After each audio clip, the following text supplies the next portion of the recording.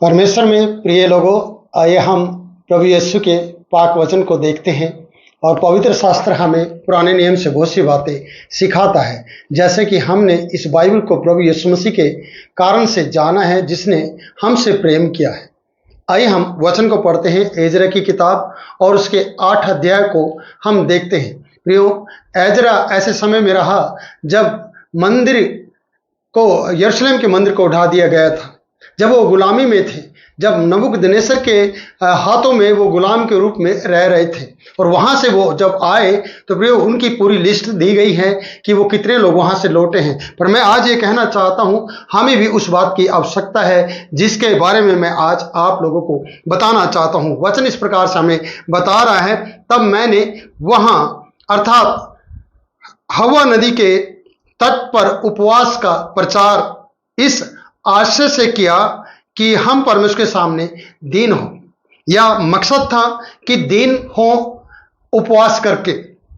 इसलिए एजरा ने उस अहवा नदी के तट पर उपवास करवाया और किया और सबको बताया और ये प्रचार किया कि इस आशय से, इस मकसद से, इस इरादे से प्रचार किया कि हम परमेश्वर के सामने दीन हो। और उसने अपने और अपने बाल बच्चों और अपनी समस्त संपत्ति के लिए सरल यात्रा मांगी। प्रियो, हम यात्रा में भी चलते हैं, जबकि गुलामी में से आज़ाद किए गए और अपने परमेश्वर के मंदिर को बनाने के लिए जा रहे थे। आज हमें पवित्र आत्मा का मंदिर बनाने की जरूरत है। आज हमें अपने देह के अंदर, अपने दिल के अंदर, अपने मन के अंदर परमेश्वर के मंदिर को बनाने की जरूरत है। प्रियो, हम बड़े बड़े चर्चों की बात करते हैं, बड़ी बड़ी कलीसियाओं की बात करते हैं। क्या आपके अंदर जो परमेश्वर का वचन बता रहा है कि आपने अपने दिल के अंदर मंदिर की स्थापना की है? जैसे कि यहाँ एजरा को देखते हैं, वो गुलामी के समय में गुलामी में रह रहा था। गुलामी में रहते हुए उसे परमेश्वर के भवन की चिंता थी।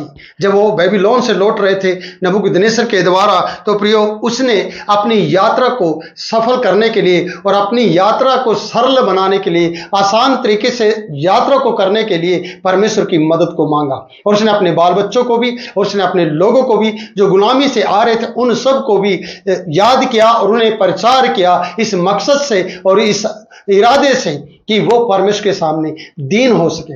आज आपको और हम सबको परमेश्वर के सामने दीन होने की जरूरत है।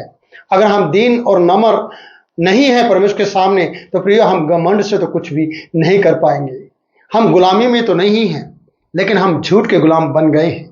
इसलिए मैं कहना चाहता हूं कि आज आपको और हम सबको जरूरत है उपवास करने की, जरूरत है प्रार्थना करने की। इसलिए यहां लिखा है कि उसने जो प्रचार किया उसका मकसद था कि हम परमेश्वर के सामने दीन हो जाए। आज मैं आपको ये वीडियो के माध्यम से कहना चाहता हूं कि हम उपवास के साथ साथ दीन बने और अपने जीवन की यात्रा के लिए, यात्रा को सरल बनाने के लिए परमेश्वर की सम्मति मांगे।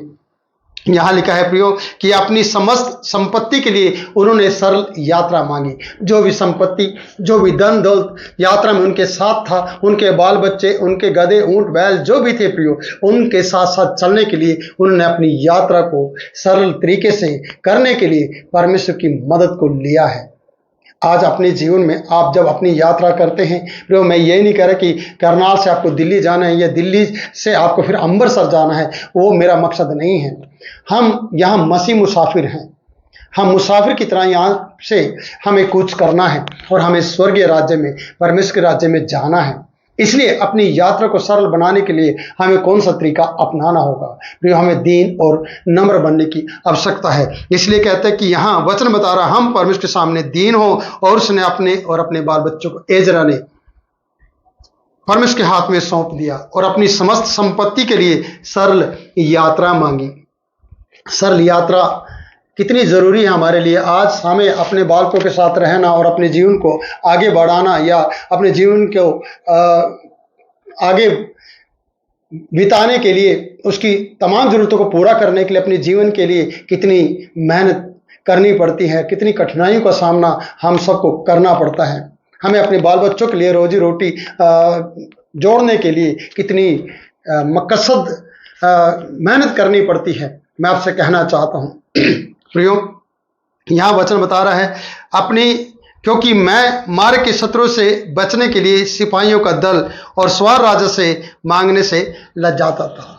कई बार आपको राजाओं के सामने जाते हुए शर्म आती होगी, राजा से मदद मांगने में आपको लज्जा आ रही होगी, लेकिन मैं आपसे कहना चाहता हूँ कि एजरा कह रहा है मुझे शर्म आ रही थी राजा से सिपाहियों को मांगने के लिए, इसलिए मैंने परमेश्वर की मदद मांगी कि परमेश्वर हमारी यात्रा को सफल बना दे। क्योंकि जब आप यात्रा में चलते हैं ना प्रियो, जब ये लोग यात्रा में चल, इनके पास धन दौलत है, इनके पास पशु हैं और रास्ते में बहुत से डाकू चोर लुटेरे इनको लूट सकते हैं, पर इन्होंने राजा के सिपाही ना मांगकर परमेश्वर की मदद मांगकर ये दर्शाया है प्रियो कि हम परमेश्वर के जन हैं और परमेश्वर ही हमारा शरण स्थान है, परमेश्वर ही हमारी मदद कर सकता है। इसलिए यहाँ लिखा है क्योंकि मैं तो मार्ग के शत्रु से बचने के लिए, क्योंकि यहाँ लिखा है मार्ग में बहुत से शत्रु हैं जो खड़े हो सकते हैं, जो हमें बीच मझधार में खत्म कर सकते हैं, हम बीच रास्ते में ही लूटे जा सकते हैं।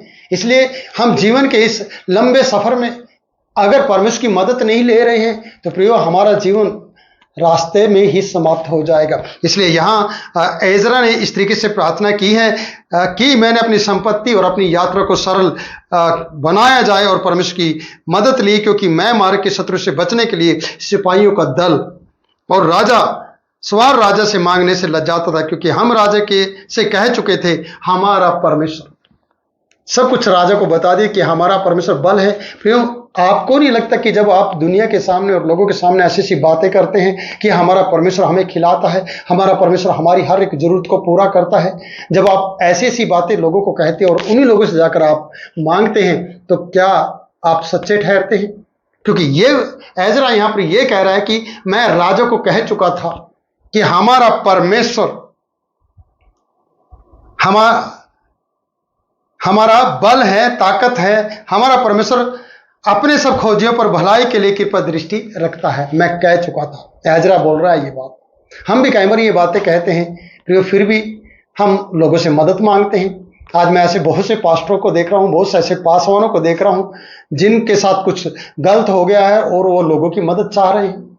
मैंने एक ऐसे बिशप को देखा प्रियो, जिसने इस प्रकार से कहा, उसने उन लोगों को पुकार लिया जो मसीह के विरोधी हैं।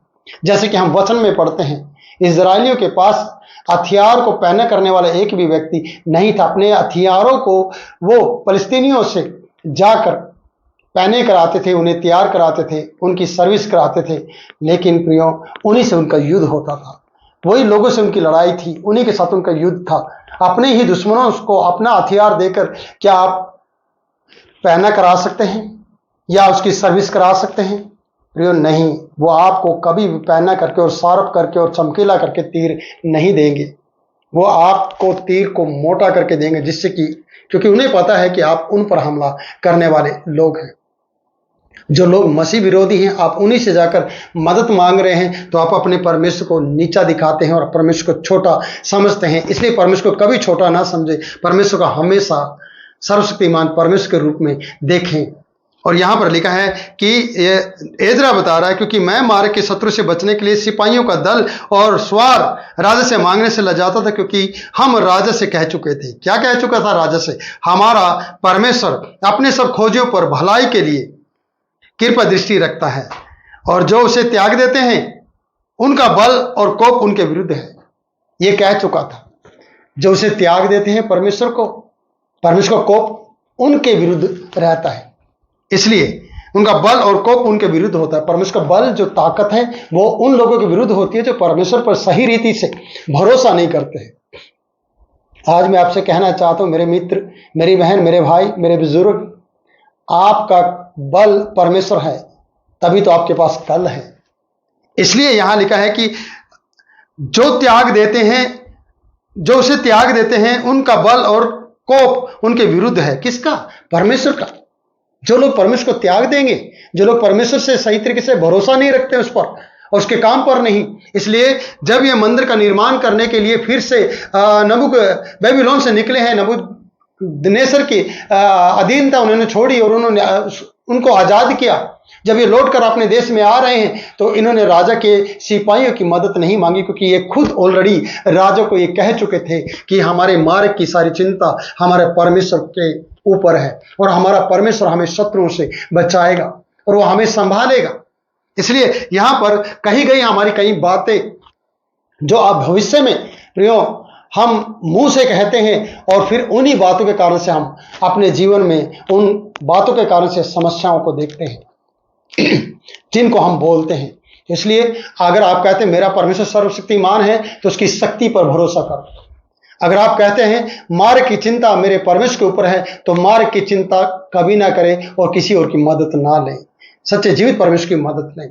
इसलिए मंदिर का निर्माण करने के लिए जब आप निकल रहे हैं तो सच्चे जीवित परमेश्वर के लिए आपको उस पर भरोसा करना है और किसी भी ऐसे व्यक्ति को अपना आसरा नहीं बनाना, शरणस्थान नहीं बनाना जो अपने ही रक्षा और मदद नहीं कर सकता है। ऐसे व्यक्ति की कभी भी मदद ना ले जो परमेश्वर को ठट्टों में उड़ाए। इसलिए राजा से कुछ भी मदद नहीं मांगी। राजा ने इन्हें आजाद किया और ये घर जा रहे हैं, चाहते तो ये मांग सकते थे, लेकिन ये पहले ही कह चुके थे कि मार्ग की चिंता हमारे परमेश्वर के हाथ में है।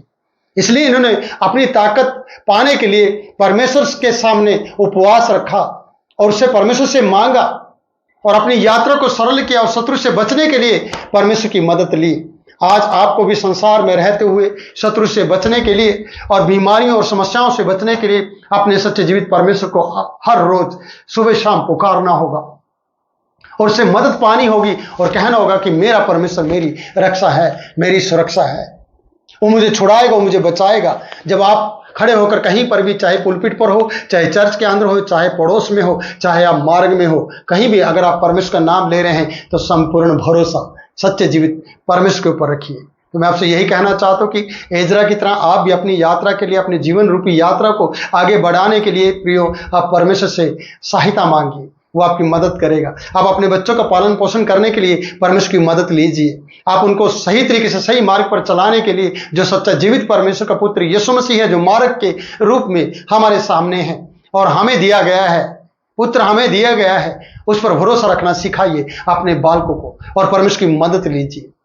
जिस प्रकार से एजरा ने परमेश्वर की मदद ली है, चाहता तो वो मांग सकता राजा से बहुत कुछ, लेकिन उसने पहले ही परमेश्वर के नाम को बड़ा किया था, पहले ही परमेश्वर के नाम को ऊंचा किया था। आज आपको और मुझे भी, हम सबको भी परमेश्वर के पवित्र नाम को ऊंचा करने की जरूरत है, जिसमें हमारे परमेश्वर का नाम शर्मिंदा ना हो, क्योंकि आपने परमेश्वर की ओर देखा है तो आपने ज्योति पाई है। भजन संहिता 34 में हम इस बात को पढ़ते हैं, और जितने ने उसकी ओर ताका है उन्होंने ज्योति पाई और उनका मुंह कभी भी शर्मिंदा नहीं हुआ है, उनके चेहरे पर नूर चमका है। प्रियो, मैं आपसे कहना चाहता हूं आप परमेश्वर से दूर नहीं हैं अगर आप उसके ऊपर सही तरीके से भरोसा करते हैं। आज आपको और आपकी फैमिली और आपके बच्चे परिवार को सबको भरोसा करने की जरूरत है कि सच्चा जीवित परमेश्वर आपके नजदीक है, और जब तक वो नजदीक है तब तक आप उसे पुकारिए, उसे खोजिए और उसकी मदद लीजिए, जैसे कि एजरा ने परमेश्वर की मदद ली और उसके लोगों को वो लेकर वहां से चल दिया है। सरल यात्रा बनाएं, उपवास रखें और दीन बने और नम्र बने। प्रभु आपकी मदद करे। यीशु के नाम में मैं प्रार्थना करना चाहूंगा। सर्वशक्तिमान परमेश्वर, तेरी बेटा बेटियों को तू आशीष दे। जितनों ने ये वीडियो और वचन सुना है और सुन रहे हैं उन सबको बहुतायत से आशीष दे। इनकी जिंदगियां बदल दे, इनका सहारा बन जा और इनकी तमाम रोग, तकलीफें, परेशानियां, दिक्कतें यीशु के नाम से जाए। आप इन्हें बरकत दे, आप इनकी जिंदगी में कार्य करें। तेरे पवित्र हाथ में देता हूं पिता, प्रार्थना सुन, कबूल कर, यीशु के नाम में, आमीन। प्रियो, इस वीडियो को लाइक करें, शेयर करें, हमारे चैनल को सब्सक्राइब करें। प्रभु आपको बहुतायत आशीष दे। फिर मिलूंगा नई वीडियो में नई बात के साथ। तब तक के लिए आपसे इजाजत चाहता हूं। God bless you.